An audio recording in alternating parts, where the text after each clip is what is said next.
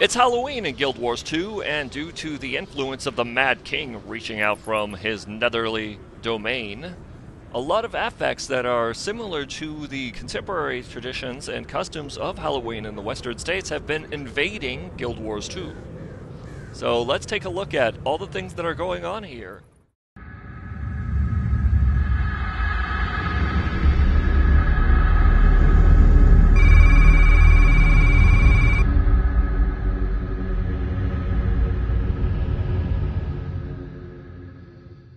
I figured I'd run you around the town of Lion's Arch a little bit to give you an idea of how Halloween has affected Guild Wars 2.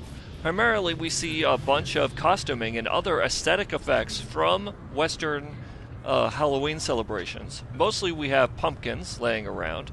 We also have like these bales of corn and wheat because Halloween, of course, has always been a celebration that coincides with the harvest. People also get to wear costumes, I assume, player. And people also can engage in carving pumpkins. Let's see if I can't carve this one. Shink! Lovely little frowny face on that one. There's, here in the center of town is this huge breach with weird stuff coming out of it. Breathing darkness, and every now and then the Mad King himself reaches out and stares down upon everyone, wearing a giant jack-o'-lantern head, threatening people. We have bats hanging from the wires here. It's a very lovely aesthetic that's been cast over all of Lion's Arch. And even, as you can see, I'm getting into it a little bit by buying a costume piece, which only lasts a limited amount of time, which is this interesting moon shield, and I think in one of the other shots, yep, there it is. The moon over Lion's Arch has also turned into this sort of moon. Now, one of the interesting things that I've discovered about the events that are going on in Guild Wars 2 right now is that where other games like World of Warcraft were aiming for a sort of going to the folklore of Halloween, Guild Wars 2 instead is functioning on a sense that they were going to use the aesthetics, especially the marketing of Halloween. So I'm going to go run along and see if I can't show some of that. Scattered all around the zone of Queensdale are these eerie doors that open into the Mad King's realm. So let's go check that out. This is the Mad King's Labyrinth. And it contains a number of different creatures, monsters, etc. Most of them taken directly out of Halloween folklore. Things like mummies, skeletons, spiders. Let's kick the crap out of this guy. One of the interesting things that I've discovered is that in the Labyrinth, you can also not just run into skeletons and spiders, but you run into plastic skeletons and plastic spiders. Namely, you find glow-in-the-dark skeletons, who, of course, are enemies that you have to fight, glow-in-the-dark spiders, and plastic spiders. So what I'm going to do... I'm going to show you one right here. This is a glow-in-the-dark skeleton. Oh, he hits really hard. So let's heal. The fact that there's glow-in-the-dark skeletons and plastic spiders as enemies in the Mad King's realm, I think is amusing, because it shows that ArenaNet, the makers of Guild Wars 2, are looking at the fact that there is a retail industry surrounding toys and etc. that are related to Halloween. And because of that, they're capitalizing on how amusing it is to just throw them into what is otherwise a fantasy setting. A fantasy setting where, well, mummies, skeletons, etc., spiders are not uncommon. But having the plastic toy versions of them is kind of amusing. I'm going to go see if I can't find a spider. I'll be right back. Here's a couple spiders. There's one attacking me right now. Can't get a very good look at it, but as you can see, not only are they called plastic spiders, but they move and they look like the plastic spiders that you see all over everything as decorations during Halloween. Oh, unfortunately, when they're crushed, they flip upside down. Oh, and they even have that indentation that you see on the little spider decorations. Their legs aren't animated, but they are themselves animate, as in they move around. But they hop up and down rigidly. It's actually quite amusing.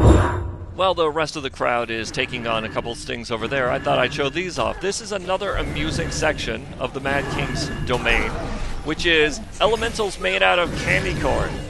A common modern-day candy that comes along, you know, bags and...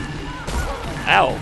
Turned into elemental form. And as you can see, they come in lots of different sizes as well. Bite-sized. There's even a champion that you have to fight at one point called a family-sized candy corn elemental. Let's see if we can't pull this guy back here a little bit. Heal up. This is another aspect of how ArenaNet is playing off the marketing side of Halloween, along with the plastic spiders and etc. So, let me just clean this up, and we'll head back to Lion's Arch. You're mine. I've been mining up the candy corn all the livelong day. Oh yeah, didn't you know you can collect the stuff from mining nodes? Candy corn is also one of the event currencies. I'm not even going to try this on the stream, but there's the Mad King's Clock Tower, which we're rolling into right now. Wow, that was loud. This is an absurd jumping puzzle where you're supposed to jump from place to place around the edge of the... Oh, looks like I am trying it. Around the edge of the clock tower, while the liquid beneath you rises up, threatening you as you move along. And of course, if you're quick like that, it's like, ooh, and there we go. I died. Crushed. You can see the clock tower here. It's a fun little gimmicky jumping puzzle, but damn, are jumping puzzles a pain in the butt, especially in MMOs in general. But I'll leave you with that little death of mine and move on to the next topic. Back here in Lion's Arch, there's, you know, all sorts of this awesome spooky atmosphere going on. I figured I'd give you a good look at some of this before I turn the UI back on to talk about the achievements related to the Halloween event, many of which I've already completed. And there's also this awesome cauldron right here, which is also part of a jumping puzzle. If you manage to get around the entire thing and leap inside, it turns you into a costumed critter of some sort.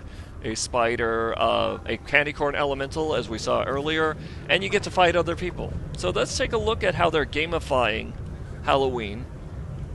Almost all my stuff is broken from dying. Special event. Mainly, you end up killing Halloween event monsters, and you get that achievement.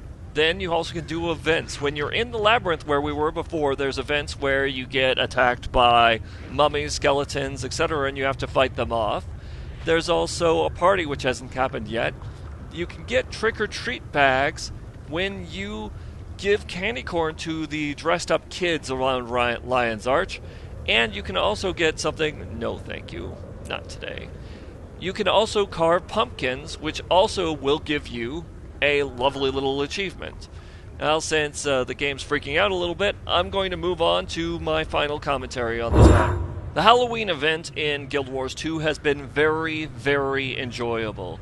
Not only have they played to a lot of the aesthetics and the interesting traditions that come with modern-day Western Halloween events, but they've also added in the affect that there is the toys and the candy and all the marketing, especially with the candy corn elementals, the glow-in-the-dark skeletons. Wow! And even with the interesting, lovely costume pieces. They've even included the Halloween trick-or-treating aspects with the kids running around Lion's Arch asking for candy.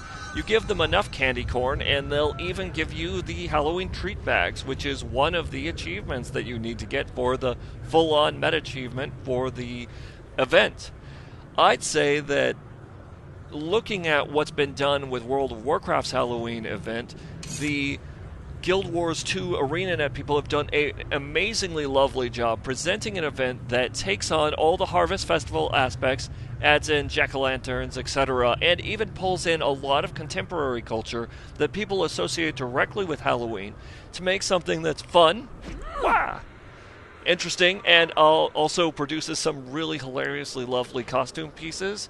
And I hope that some of these persist later on so that we can look at them and continue to enjoy it. Meanwhile, Good night, and good dreams. Well, if you've made it this far, hopefully I've earned your like, and here's the Mad King, who's probably about to wander over here and kick my ass.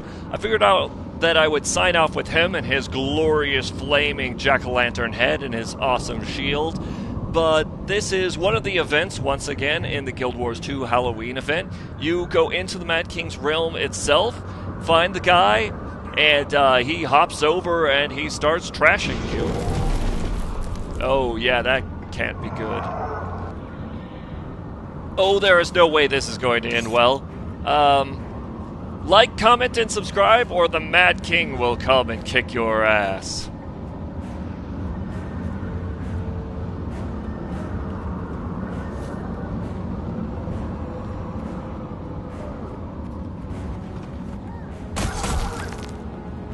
Ha ha ha ha ha!